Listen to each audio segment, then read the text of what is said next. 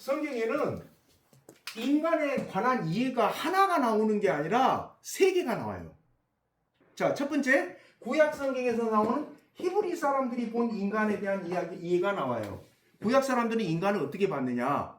예를 들어서 마음이라는 걸 뭐라고 합니까? 구약에서는 마음을 심장이라는 단어하고 같아요. 심장을 마음이라고 봤어요. 히브리 사람들은 심장을, 예를 들어서 한 가지 들어볼게요. 격리할 때 이렇게 하지 않습니까? 군인들은. 제가 어렸을 때는 이렇게 했거든요. 그럼 이건 뭐고 이건 뭐예요? 이건 어디 겁니까? 헬라입니다. 로마에서는 인간의 영혼이 어디에 있다라고 봤어요? 심장에 있다라고 봤어요. 그래서 그 고대 영화, 재현한 영화들 보면은 로마 군인이 딱 황제 앞에서 딱 이렇게 치잖아요. 이게 뭡니까? 내 영혼을 바쳐서 충성하겠습니다. 이렇게 치거든요. 그럼 요건 뭐예요? 프러시아 남이라고 히틀러 이전에 독일 군대에서는 야, 영혼이 여기 있는 게 아니라 여기가 있다. 영혼이 여기가 있다라고 생각을 한 거예요. 그래서 이렇게 바꿨어요. 그래서 거수경이라는 건 뭐냐면 내 영혼을 바쳐서 충성하겠습니다라는 뜻이에요. 의미가. 그냥 이렇게 하는 게 아니에요. 그 옛날에는 이렇게 했단 말이에요. 그러니까 이건 헬라 거고 이것은 독일 이전의 프러시아 암이고 왜 그렇게 써요? 영혼이 여기가 있다고. 그래서 이 사람들은 마음을 심장이라고 했어요. 그 다음에 속마음이 있을 거 아니에요? 속마음. 마음 좀 깊은 거. 이걸 뭐라고 했어요? 속마음은 콩팥이라고 했어요. 왜? 인체 장기에서 심장보다 신장이 어떻습니까? 더 깊숙한 데 있습니다. 자, 한번 보시면 거기 속마음 나왔잖아요. 킬랴. 예, 킬랴가 콩팥입니다. 그 다음에 마음, 내부. 이렇게 돼요. 이게 달라요. 자, 그러면 구약에는 이렇게 나와 있어요? 여기 이제 어디입니까? 구약입니다. 구약 시대. 자, 그 다음에 이제 어디로 갑니까? 신약 시대로 갑니까? 누구예요? 헬라인들이 생각했던 인간에 대한 이해가 있어요. 9페이지 한번 보세요. 뭐라고 되어 있습니까? 푸시케, 푸누마, 소마, 사르크스, 카르디안. 이게 뭡니까? 이게 헬라 사람들이 생각하는 인간의 구성 요소예요. 이게 신약 성경에 나와요, 안 나와요? 다 나와요, 이 단어가. 근데 이 단어를 우리말로 번역이 됩니까, 안 됩니까? 번역이 안 돼요. 왜? 우리는 이렇게 생각해 본 적이 없단 말이에요. 인간에 대해서. 인간이 구성 요소가 이거라고 생각해 본 적이 없어요. 자, 그래서 이제 여기 마지막 누가 나오냐? 여기서 이제 셀라인에서는 중요한 게 이제 사르크스하고 소마를 갖다 구분하는 건데요. 소마는 몸이라 그러고 사르크트는 육신이라고 하거든요. 요 두 개를 분명히 구분합니다. 요걸 같은 걸로 설명하는 사람들이 없어요. 근데 이걸 가지고 구분을 잘 못하니까 장난치는 사람들이 많아요. 자, 그 다음에 이제 누가 나옵니까? 여기에 대한민국이 나옵니다. 대한민국은 동양 사람이에요. 그죠? 동양 사람이기 때문에 인간이 이렇게 구성됐다라고 봤습니다. 정기신열, 인간이. 그리고 우리가 흔히 쓰는 말로 정신이란 말 많이 쓰잖아요. 여기서 온 말이거든요. 정신. 정신이 한 단어예요? 두 단어예요? 두 단어예요. 우리는 한 단어라고 쓰는데 원래는 두 단어예요. 정기신열에서 온 말이에요. 두 단어인데 우리는 그냥 익숙하게 한 단어인 것처럼 알고 있어요. 우리가 그렇게 쓰고 있었으니까. 그러니까 여기서 이제 문제가 뭐냐? 뭐 그렇게 쓴다고 해서 뭔 문제가 있냐? 없지 않냐? 없어요. 아니야, 뭐 정신이 두 단어인지 한 단어인지 이거 굳이 구분하는 거 우리 뭐 살아가는데 뭐 그렇게 도움이 됩니까? 안 돼요. 그냥 뭐 정리 되는. 근데 문제는 뭐예요? 요 틈새를 갖다 꼭 누가 들어와요? 예, 사이비단이 들어와가지고 그거 갖고 장난을 치니까 그래요. 이거 모른다고 해서 구원 못 받습니까? 전혀 상관없어요. 구원 받는 거하고 아무 상관없어요. 이건 몰라도 돼요. 사르크스하고 소마 차이는 몰라도 상관없어요. 근데 이걸 가지고 장난을 친다니까요. 요건 육이고 요건 몸이에요. 3분설로 가려면 푸니마, 푸시케, 사르크스가 돼야지 푸니마, 푸시케, 소마가 되면 안 돼요. 근데 소마하고 사르크스하고 같다라고 하면서 3분설이 성경적이라고 거짓말을 하는 거예요. 데살로니가 전서 나오는 그 이야기거든요. 데살로니가 전서 5장 23절. 평안의 하나님께서 친히 여러분을 완전히 거룩하게 해주시고 우리 주 예수 그리스도께서 오실 때 여러분의 뭐라고 돼 있어요? 영과 혼과 몸이라고 돼 있지. 영과 혼과 육이라고 안 돼 있잖아요. 영과 혼과 육이라고 돼 있습니까? 영과 혼과 몸이라고 돼 있습니까? 몸이라고 돼 있잖아요. 몸은 요거예요. 사르크스하고 달라요. 같질 않아요. 같질 않아요. 근데 이거 모른다고 해서 구원 받는데 뭐 예수님 은혜를 받고 성령님 은혜를 구원 받는데 지장이 있어요, 없어요? 없어요. 근데 왜 이런 골치 아픈 공부를 해야 됩니까? 요 틈새를 노려가지고 이상한 이야기를 하는 사람들이 있다 이거예요. 영보다 혼이 더 등급이 높고 혼보다 육신이 더 등급이 높아서 너는 혼적인 인간이고 뭐 자기들이 이야기하는 누구는 뭐 영적인 인간이니까 영적인 인간을 말 드려야 된다. 아니 뭐 중심자 중심으로 해야 된다. 이런 해괴망측한 논리를 갖다가 하면서 요걸 슬그머니 갖고 가요. 그러면 우리가 이걸 알면은 대응을 할 수가 있는데 이거 잘 압니까 모릅니까? 잘 몰라요. 요거 갖고 문제를 안 일으키면 그래 그거 몰라도 구원이는 상관없는데 이걸 갖고 문제를 일으키니까 이걸 따지는 수밖에 없는 거예요. 우리가 있는 성경책은 어떤 성경책이냐? 한글로 쓴 게 아니고요. 정확히 아셔야 돼요. 한글로 번역한 성경이에요. 그렇기 때문에 번역을 한 거기 때문에 원래는 뭐라고 했는지를 우리가 살펴야 돼요. 한글로 번역한 성경을 보다 보니까 우리말 번역 성경에는 어떤 게 담겨 있을 수밖에 없어요? 동양적인 사고관이 담겨 있을 수밖에 없어요. 한글이니까. 한글은 동양적인 사고관이잖아요. 예를 들어서 한글에서는 어떻게 이야기합니까? 천지인 이렇게 한글을 만들었거든요. 천이 뭐예요? 천이 요거고. 천이 아래하예요. 지가 뭡니까? 이거고. 인이 뭡니까? 이거예요. 요거 갖고 모음 만들었잖아요. 누가? 우리 세종대왕께서. 그래서 천원지방이라 그랬고 천이 이거거든요. 천이 동그란 거예요.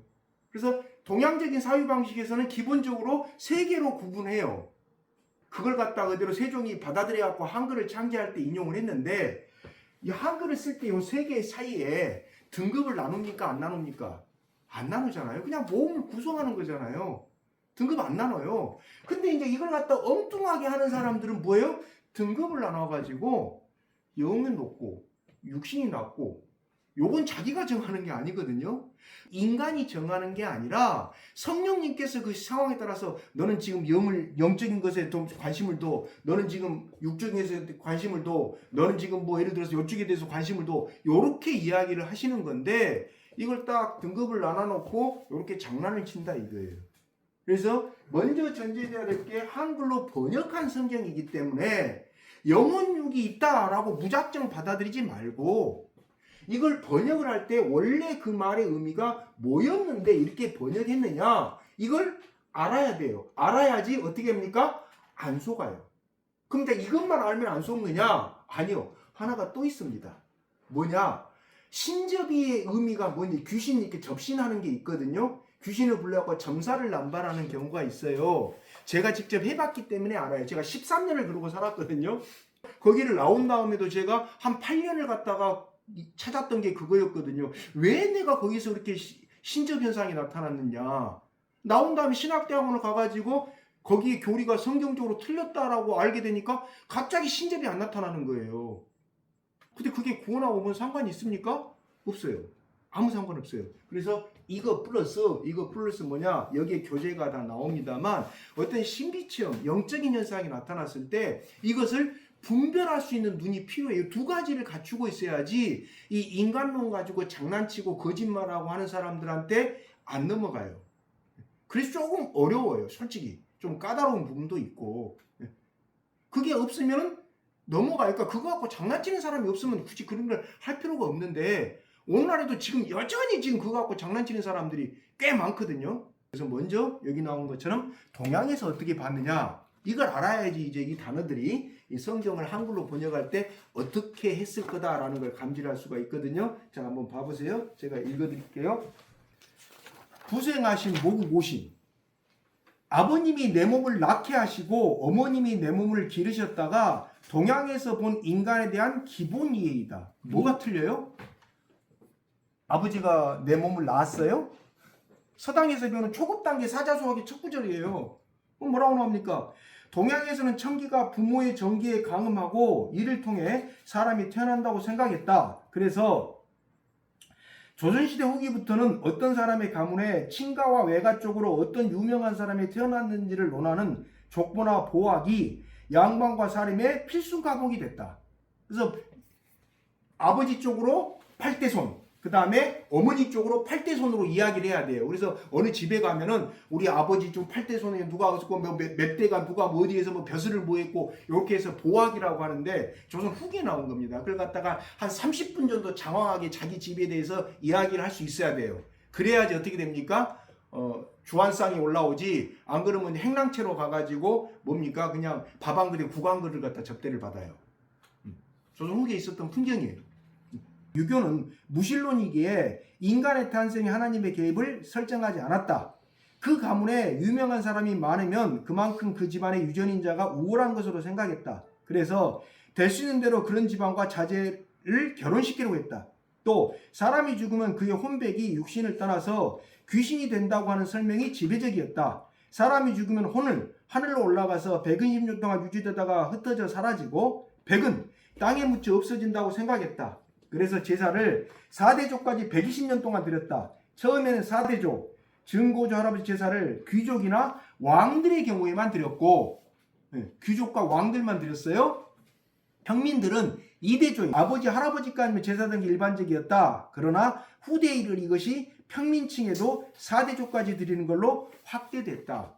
그래서 4대조 제사가 나오는 거예요. 그전에 2대조까지 밖에 안 드렸어요. 자, 근데 그 보면 뭐라고 돼 있습니까? 혼백이라고 돼 있잖아요. 여기서 혼이라는 단어가 나와요. 성경에 있는 혼이라는 단어가 어디서 나온 거라고요? 여기서 나온 거라고요. 그래서 혼이 영이고 영이 혼인 거예요. 근데 이런 사유 방식을 갖다가 헬라인들하고 히브리인들은 인정했습니까? 안 했습니까? 안 했죠.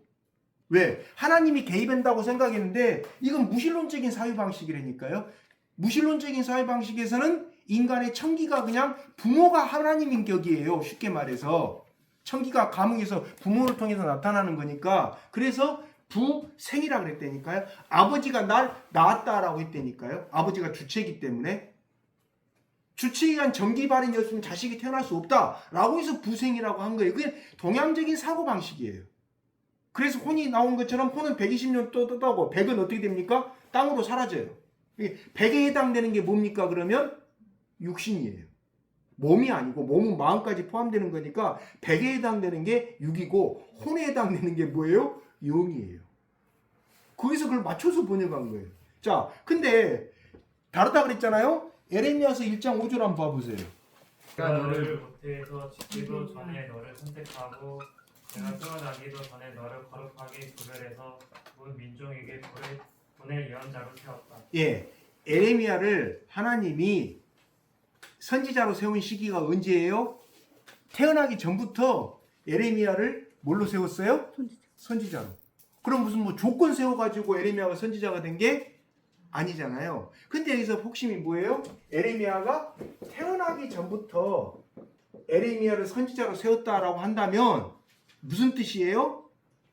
에레미야의 부모가 있을 거 아니에요.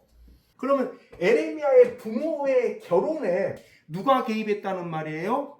하나님이. 에레미야가 태어나기 전부터 에레미야를 선지자로 세웠다면은 그 에레미야가 태어날 수 있는 DNA를 조합을 해야 되잖아요. 그러니까 조합을 해야 되니까 이 에레미야를 태어나게 하려면 요 DNA하고 요 DNA에게 만나야 돼. 그래서 요 가문하고 요 가문하고 결혼을 시키자라고 누가 계획을 세웠다는 말이에요? 하나님. 자, 여기서 뭐가 달라요? 부생아신하고 같아요, 달라요? 완전히 다르잖아요. 부생아신은 아버지가 정기를 받아갖고 낳았어요.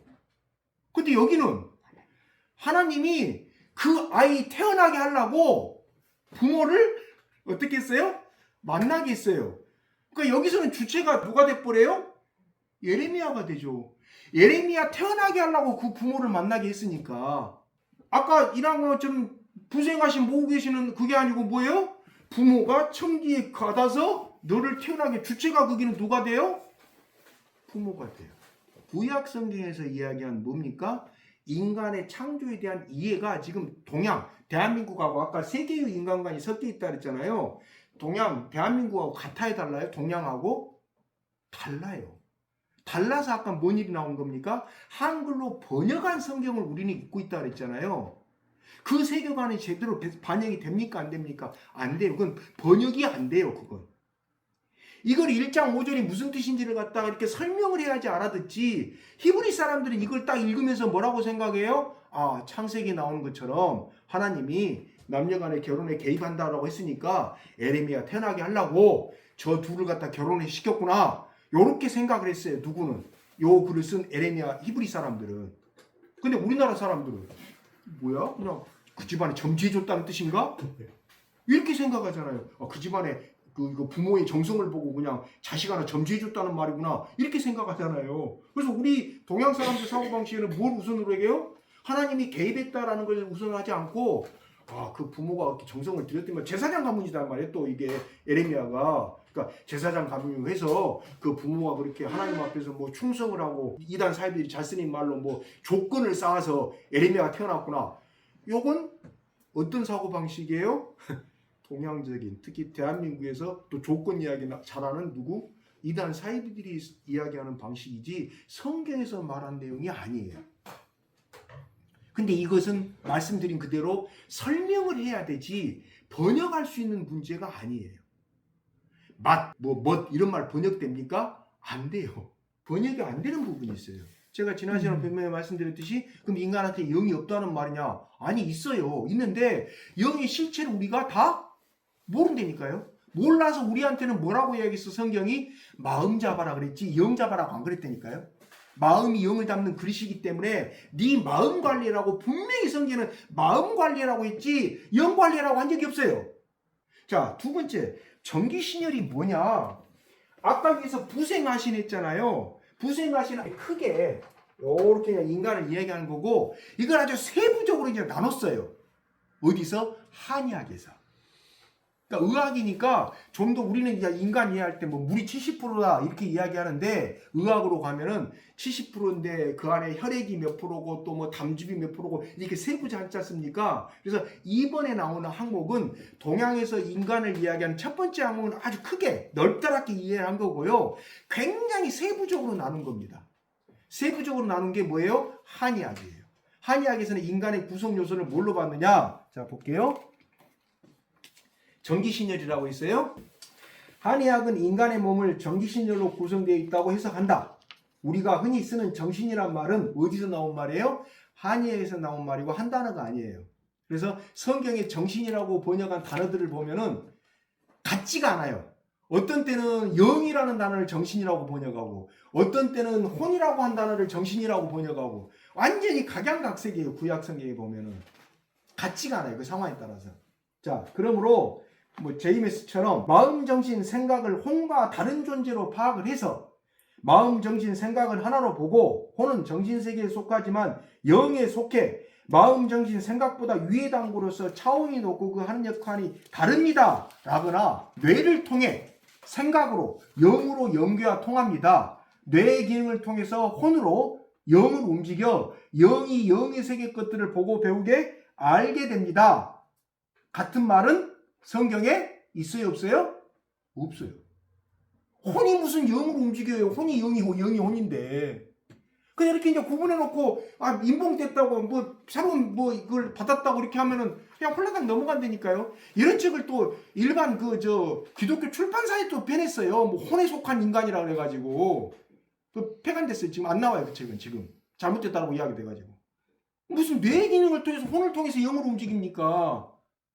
이런 말 없어요. 이거 전부 다 어디에서 나온 말이에요? 혼이라는 말은 혼백에서 나온 말이고 혼이라는 말은 그 다음에 인간이 뇌의 구성 요소를 알게 된 건 언제입니까? 인간이 뇌를 따로 취급하게 된 건 언제예요? 거의 19세기, 20세기 와서입니다. 그 전까지만 해도 뇌를 따로 취급 안 했어요. 동양의학에서는 오장육부를 더 중시했지 뇌를 그렇게 중요하게 생각 안 했습니다. 동양의학에서는. 왜? 뇌에 대해서 몰랐고요. 읽어볼게요. 한의학에 따르면 뇌는 오장육부에서 조정되는 신체 기관이기에 뇌를 조정하려면 오장육부를 잘 다스려야 돼요. 뇌를 조정하려면. 이게 이제 기독교적인 용어로 하면 어떻게 돼요? 뇌를 잘 조정하려면 어디를 잘 다스려야 돼요? 마음을 잘 다스리면 돼요. 그럼 마음은 뭘로 다스립니까? 지난 시간에 말씀드렸죠? 하나님의 말씀으로 다스린다. 요게 기독교. 아니야. 인간이 수도 생활에서 마음을 다스릴 수 있어. 이런 뭐예요? 불교나 유교. 구분이 돼요, 정확히. 그러니까 자기가 믿는 종교의 성격이 뭔지를 정확히 알아야 돼요. 무슨 기독교에서 조건 쌓아갖고 마음을 바꿀 수 있다. 이런 건 거짓말이에요. 뇌를 중요한 신체 기관으로 인식한 것은 어디라고요? 서양의학이다. 제이미스 교리 3분설, 혼체론, 뇌사랑 위에 나온 표현은 제이미스가 성경에 있는 혼정신득의 개념을 제대로 알지 못한 채 어원을 따지지 않고 가져다 붙여 만든 말로 예수님이 주신 계시가 아니다. 그러니까 핵심은 뭐냐? 예수님이 주신 계시가 아니다. 이게. 핵심은. 근데 중요한 건 그걸 갖다 그 사람들은 계시라 그러잖아요. 근데 계시인데 성경에 있어요? 없어요? 없어요. 그 다음에 뭐예요? 어원으로 보면 어디서 나온 말이에요? 동양의학에서 나온 말이란 말이에요. 자, 그래서 한번 보세요. 동양에서 썼던 혼이라는 개념은 아까 혼이 뭐라고 돼 있어요? 120년 동안 떠돈다 그랬잖아요. 성경에 그 사람 영이 120년 떠돈다가 사라진다는 말이 있어요? 없어요? 없죠. 그래서 원래 동양에서 썼던 혼이라는 개념은 성경에 있어요? 없어요? 없어요. 동양 사람들이 영이라는 개념에 대해서 알게 된 건 언제부터입니까? 기독교가 들어오면서부터예요.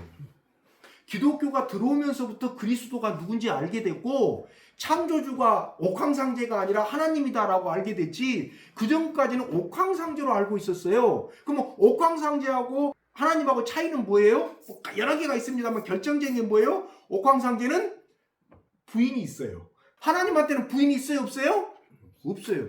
무슨 뭐 성령이 여자다 그러는데 그러면 쌩 거짓말은 안 속는 게 나아요. 무슨 성령이 여자예요? 어머니 하나님 어머니 하나님은 어디가 있어요? 그냥 아버지라고 부르는 것은 아까 부생하신처럼 대표하는 명사로 아버지 하나님이라고 했지 하나님한테 무슨 성이 있어요? 하나님한테 성이 있어서 남성 여성이 구분이 돼요? 아니에요. 그래서 달라요. 그러니까 동양 사람들은 옥황상제를 조물주라고 생각했는데 옥황상제한테는 와이프가 있단 말이에요. 등급이 있어요. 그것도 또. 염라대왕이 몇 번째 등급입니까? 6번째 등급이에요. 삼신할머니가 염라대왕보다 등급이 더 높아요. 삼신할머니가 3번째인가 그래요. 그 계급이 있어요. 등급이. 뭐 드라마 같은 데 보면 옥황상제하고 뭐 염라대왕과 같이 뭐 바둑 두는 거 나오는데 그건 드라마에 나오는 이야기고 실제 동양학에서는 있을 수가 없는 일이에요. 등급이 염라대왕 6번째고 가운데 삼신할머니 있고 뭐 한 10번째인가가 저승사자고 그래요. 그걸 갖다 그대로 차용한 거라니까요. 빌린 거라니까요. 그러니까 그 개념이 안 맞다니까요. 맞는 게 아니라. 자, 그래서 보세요. 읽어볼게요. 동양에서는 사람이 죽으면 그의 혼백이 몸을 떠나서 귀신이 된다고 하는 설명이 지배적이었으며 이 혼백을 줄여서 뭐라고 불렀다? 혼이라고 불렀어요. 자, 혼에 대한 이런 개념은 성경에서 가르치는 영과는 완전히 다른 것인데도 개역 한글 성경은 곳곳에 영과 혼 그리고 영혼이라는 용어를 혼용했어요. 어떤 때는 영, 어떤 때는 혼, 어떤 때는 영혼. 영혼이면 둘이잖아요. 영하고 혼이 있으니까. 근데 막 써놨어요. 이렇게 번역을. 왜? 그런 개념이 없었으니까. 그리고 그때 당시에 뭐 완전히 그걸 전문적으로 연구를 했던 것도 아니고 개역 한글 성격이 1960 몇 년대에 번역한 거거든요. 그때는 전문가가 없었어요. 우리나라에. 그래서 중국에서 번역해놓은 걸 그대로 인용해갖고 많이 썼단 말이에요. 일본 번역하고 그 용어를. 자, 그래서 뭐라고 합니까? 개역 개정 성경은 본문의 각주 처리를 해서 어느 정도 일을 바로잡았다. 예, 그죠? 밑에 나와 있잖아요. 전도 3장 21절에 분명히 인간의 영, 짐승의 영이라고 해서 루아우는 영이라는 단어인데 이걸 히브리어로 혼이라고 해놓고 히브리어로 영이라고 잡아놨잖아요. 지난번에 찾아드렸었잖아요. 개역 한글하고 개역 개정은 그렇게 나와요. 세 번역은 아예 영이라고 바꿔버렸다니까요.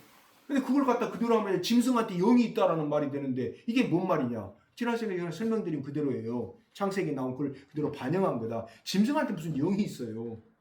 짐승이 하나님께 찬양합니까? 하나님께 기도합니까?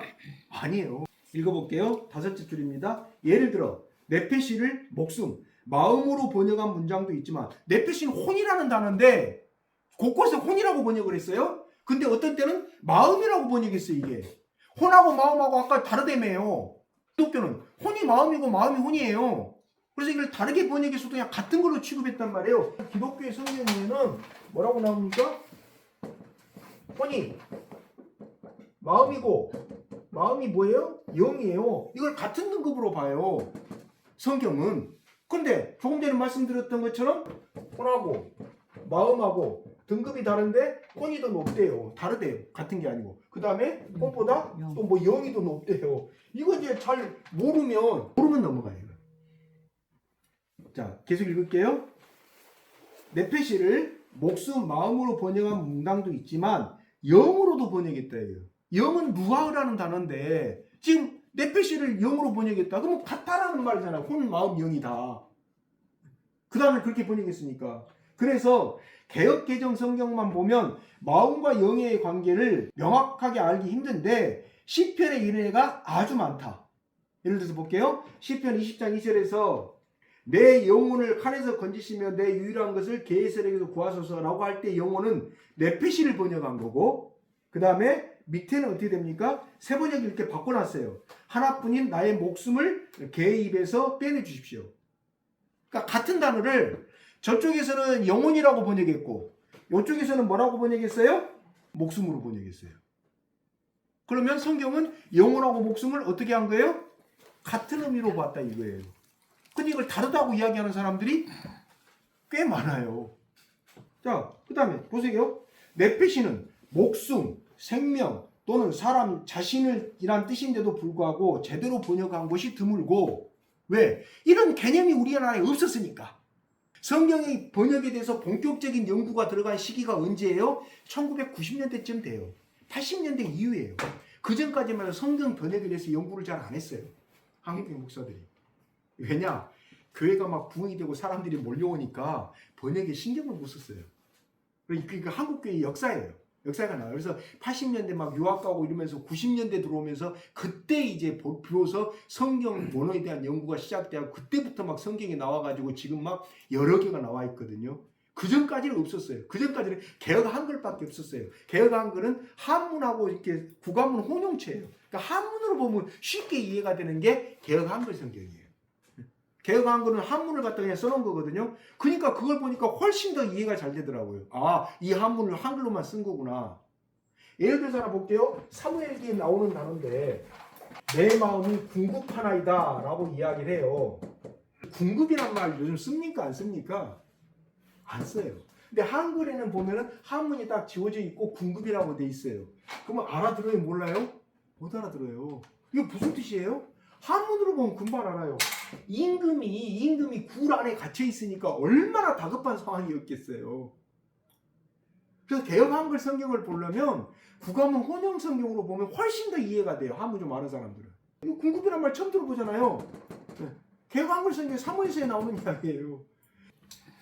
네페시는 목숨, 생명 또는 사람 자신이라는 뜻인데도 불구하고 제대로 번역한 것이 드물고 시편에서처럼 대부분 영혼이라는 말로 많이 번역했다.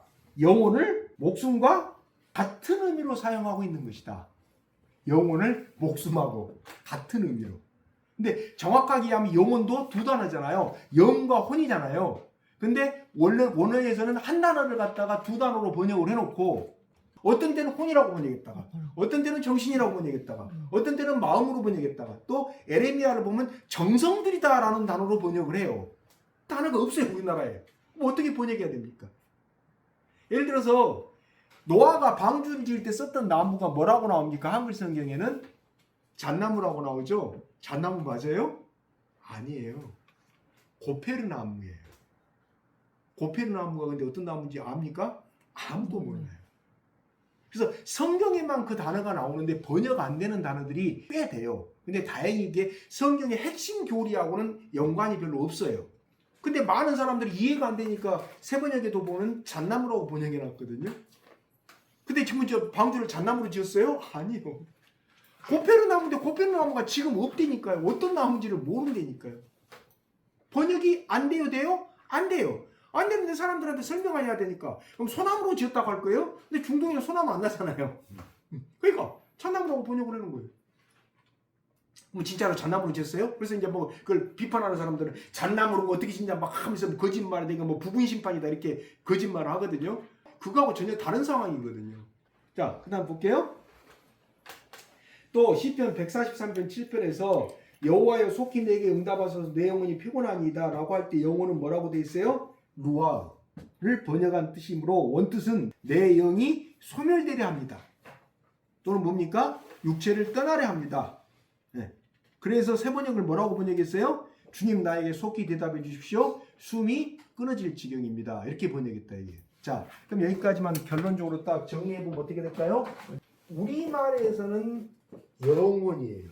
우리말에서는. 근데 원어로 보니까 네페시도 있고 루아흐도 있어요. 다른 단어를 전부 다 영혼이라고 번역을 했어요.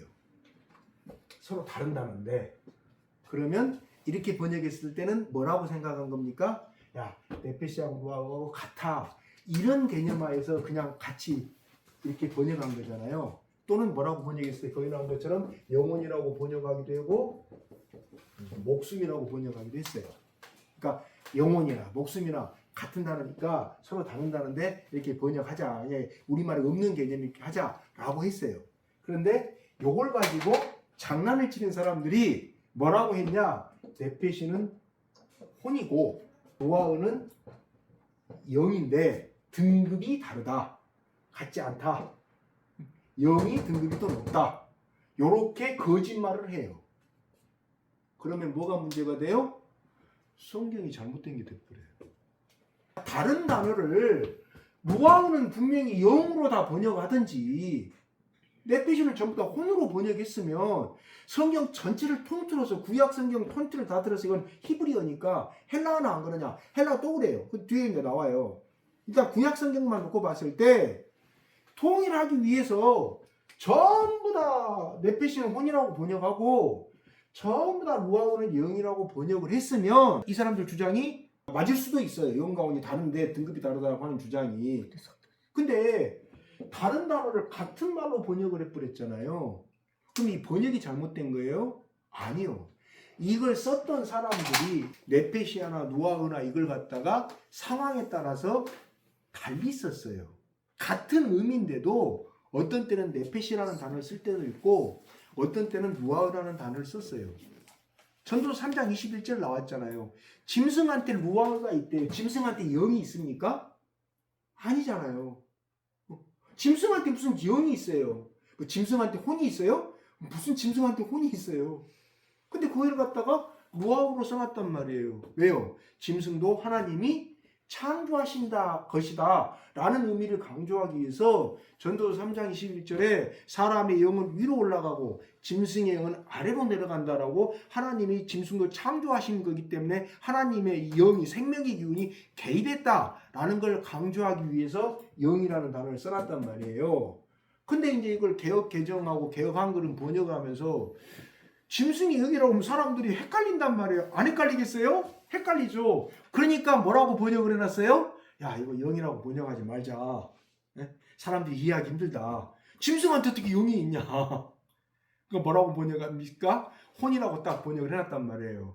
근데 이제 원문하고 다르잖아요. 원문은 분명히 영을 지칭하는 루아흐라는 단어를 써놨는데 그냥 혼이라고 번역을 해놨으니까 마음이 캥기잖아요.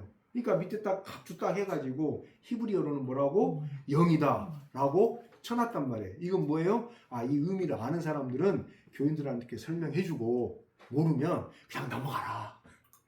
구원에 그렇게 막 절대적인 영향을 끼치는 그런 것도 아니고 그렇다라는 것만 알고 있으면 된다 라고 해서 그렇게 번역을 해놨단 말이에요. 근데 그 틈새를 파고 들어갔고 지난 시간에 말씀드렸던 것처럼 식물한테는 생원, 이 주민한테는 생원하고 각혼, 그 다음에 인간한테는 생원, 각혼, 영원 세 가지가 있다. 이렇게 이제 또 해석하는 사람이 생겨난다니까요. 기독교는 아니에요. 근데 거기에 많이 쏠려갔어요. 자, 그래서 마지막 단어 볼게요. 한글 번역성경에 나오는 영혼이라는 표현은 이와 같이 혼란을 가정하고 있어서 바람직하지 않은 것이지만 어떻게 됩니까? 그동안 그렇게 번역을 해놨잖아요. 그동안의 언어 관습으로 굳이 사용하지 않을 수 없다면 목숨이나 사람의 뜻으로만 사용하는 것이 좋다. 영혼이 목숨의 뜻을 가지는 성경의 번역 용례가 매우 많고 찬송가에도 그렇게 사용된 것이 많기 때문이다. 그렇지 않고 영혼을 영과 혼을 뜻하는 말로 사용하면 계속 이중적인 의미가 있는 혼란스러운 용어가 된다. 영어에서 혼이라는 말의 뉘앙스가 육체 일부분이 될 수도 있다는 의미에서 인간의 타락을 불러온 요소를 내포하고 있고, 영은 사람의 영뿐만 아니라 하나님의 영에도 적용되는 말이므로 이런 개념이 섞인 영혼이라는 단어를 계속 영을 대체하는 말로 사용하는 것은 그다지 좋지가 않아요. 번역하는 과정 가운데 전문가가 없었던 60년대 한글로 번역하면서 이걸 갖다 놓고 90년대 이후에 이제 전문 번역가들이 나오기 시작했는데 이미 30년 동안 썼잖아요. 그 단어를 갖다가. 갑자기 바꾸려니까 헷갈리는 거예요, 사람들이. 이거 헷갈리니까 뭐라고 말해요? 애매하죠. 그냥 계속 쓰자 이렇게 된 거거든요. 어쩔 수 없이. 그게 이 성경만 그런 게 아니라 철학 서적도 그런 게 많아요. 그럼 이제 여러분도 마찬가지예요. 이런 말들을 갖다 현재 일반 교회에서 써요. 뭐 영혼 어쩌고저쩌고. 그러면 어떻게 받아들이면 돼요? 영혼이라 그러면 아 마음 이야기구나 이렇게 생각하시면 돼요. 다만 한 가지만 기억하시면 돼요. 뭐냐? 마음을 인간이 잡을 수 있다라고 하면은 유교하고 불교고, 인간은 자기 마음을 자기가 다스릴 수가 없어. 다 인간이 자기를 다 모르기 때문에. 그래서 인간이 마음을 붙잡으려면 하나님의 말씀을 그 마음에다 두는 수밖에 없어. 이렇게 가면 어디가 된다고요? 이건 기독교예요. 그건 명확하게 구분해야 돼요. 뭐 조건 세워갖고 마음 잡고 뭐 이건 성경에는 그런 말 없어요. 오늘 또 찍겠습니다.